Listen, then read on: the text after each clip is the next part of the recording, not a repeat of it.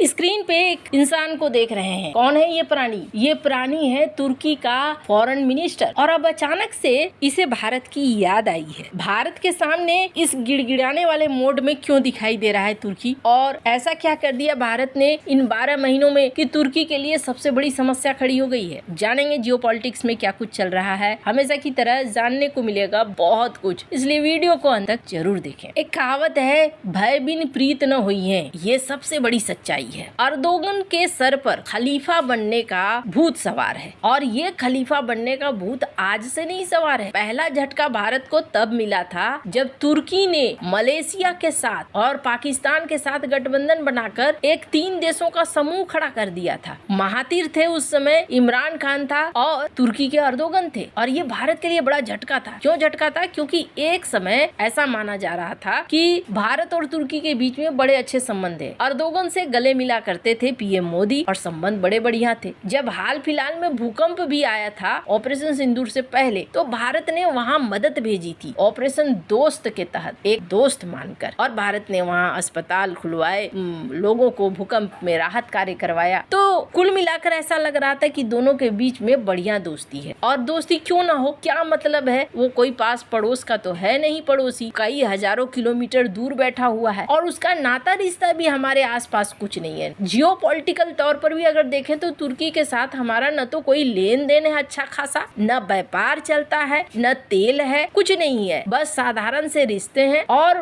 उनको फायदा हमसे ज्यादा है, क्योंकि पर्यटन से लेकर बहुत सारी चीजें, लाखों डॉलर तुर्की को आराम से मिलता था। तुर्की में शादियां होती थी बड़ी बड़ी, तो तुर्की को फायदा था। लेकिन अचानक से सींग निकलने लगे अर्दोगन के सर पर, और वो सींग ये कहने लगे कि जाकर भारत को मारो। लेकिन यहाँ उल्टा ये हो गया कि अर्दोगन ने कुछ ऐसा कह दिया कि आ बैल मुझे मार, सींग से नहीं तो पूंछ से मार। कुछ इस तरीके की स्थिति हो गई। अभी फिदान कुछ बातें कह रहे हैं, और क्यों कह रहे हैं मैं उसके बारे में भी बताऊंगी, और उनकी बातों में झूठ कितना है वो भी। पहले इस वीडियो को देखें। It's another important question for us, because we really would like to have excellent relations with India, because we don't have any border with India, we don't have any outstanding bilateral issue with India. I mean, we don't have a bad history with India. On the contrary, we have every good reason to have good relationship. But Turkey is not only the one country that having good relations with Pakistan and historical solidarity with Pakistan on some given issues. I think Turkey, I mean, we are having a different, for instance, our differences with Russia on certain issues, with the United States on certain issues,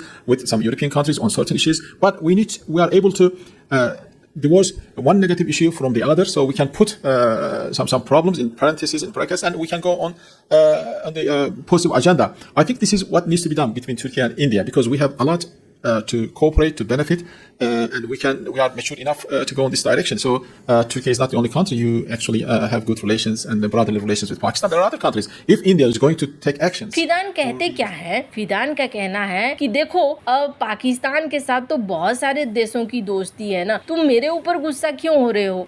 हमारे से संबंध क्यों बिगाड़ रहे हो? ये तो ठीक नहीं है ना। देखो, हमारे संबंध रूस के साथ भी अच्छे हैं, हमारे संबंध अमेरिका के साथ भी अच्छे हैं, हमारे संबंध यूरोप के साथ भी अच्छे हैं। हम भी तो मल्टीलेटरल फॉर्म में चल रहे हैं। जब मल्टीपोलर वर्ल्ड में चल रहे हैं तो तुम क्यों दोस्ती खराब कर रहे हो? हम तो चाहते हैं हम दोनों की दोस्ती सुपर से भी ऊपर रहे। कुछ शब्द इनके इसी तरीके के हैं साधारण भाषा में। अब जरा मैं आपको बताऊं, जिस रूस की ये बात कर रहे हैं, स्क्रीन पर ये जगह देख रहे हैं, इसको कहते हैं बोस्फोरस स्ट्रेट। अब ये क्या है? ये वो स्ट्रेट है जहाँ रूस सर्दियों के मौसम में, चूंकि हमेशा उसके सारे पोर्ट खुले नहीं रहते, सर्दियों के समय में बड़ी मुश्किल होती है। ब्लैक सी के पास ही 2 पोर्ट हैं जो कि गर्म पानी होने की वजह से खुले रहते हैं। तो सर्दियों के समय में रूस को इस रास्ते से गुजारना पड़ता है, अपने युद्ध पोतों से लेकर अपने व्यापारिक जहाजों तक। और इस बोस्फोरस का कंट्रोल है तुर्की के हाथ। तो रूस चाहता है तुर्की के साथ चलो अच्छे संबंध बनाकर रखे। अब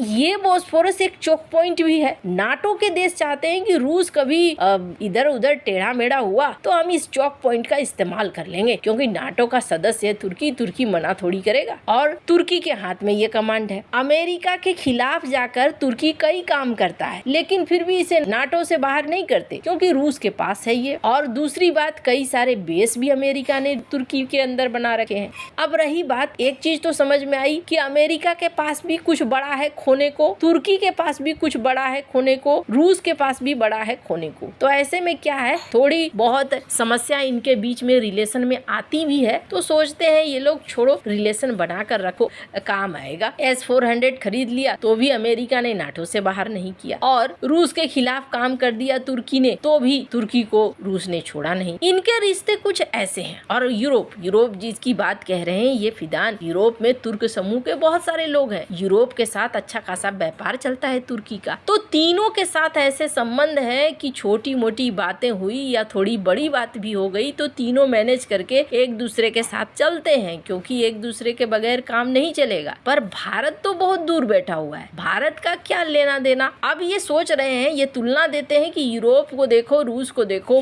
अमेरिका को देखो, तुम्हारा तो यहाँ पर कोई काम नहीं था, तुम क्यों आए पाकिस्तान की मदद करने।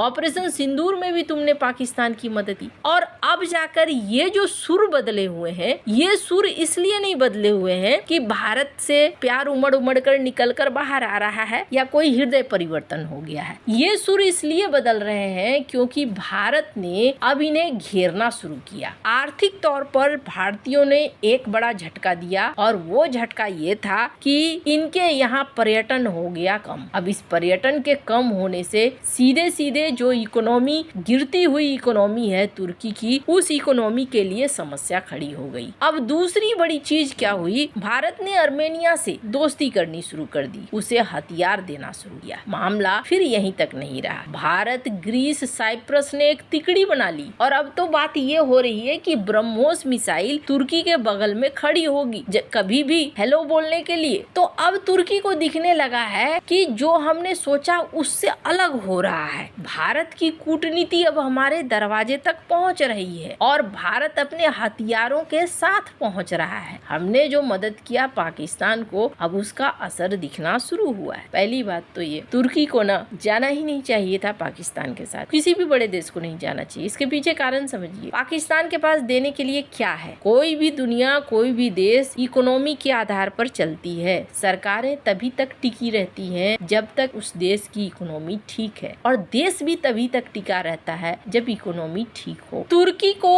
अपनी इकोनॉमी के लिए भारत जैसे बड़े बाजारों की जरूरत है, पाकिस्तान जैसे बाजारों की जरूरत नहीं है। पाकिस्तान से उन्हें कुछ खास आर्थिक फायदा होता नहीं है, और पाकिस्तान के साथ जुगलबंदी से भी इन्हें कुछ मिलने वाला नहीं है। फिर भी ये पाकिस्तान के इर्द गिर्द दौड़ते नजर आते हैं। ये नाटो का मेंबर, ये एक नया नाटो तक बनाने की कोशिश कर रहे हैं। अब क्या है असली मसला, तो तुर्की पाकिस्तान के इर्द गिर्द इकोनॉमी की वजह से नहीं घूमता है। तुर्की इसलिए घूमता है क्योंकि उसे परमाणु हथियार चाहिए। कहा तो ये भी जाता है कि एक जमाने में तुर्की भारत से चाहता था कि भारत उन्हें परमाणु हथियार दे या फिर परमाणु टेक्नोलॉजी दे, लेकिन भारत ने ऐसा नहीं किया। तो अब जाकर ऐसा सीन बन गया है कि ये कुछ आगे निकल गए हैं, तो भारत भी आगे निकल गया है। और दूसरी बात, तुर्की के ऊपर क्या भरोसा किया जा सकता है, और क्या फिर से दोस्ती वाला माहौल बनाया जा सकता है। कमेंट कर अपनी राय जरूर बताएं। जल्द मिलते हैं अगले वीडियो में नई खबर के साथ।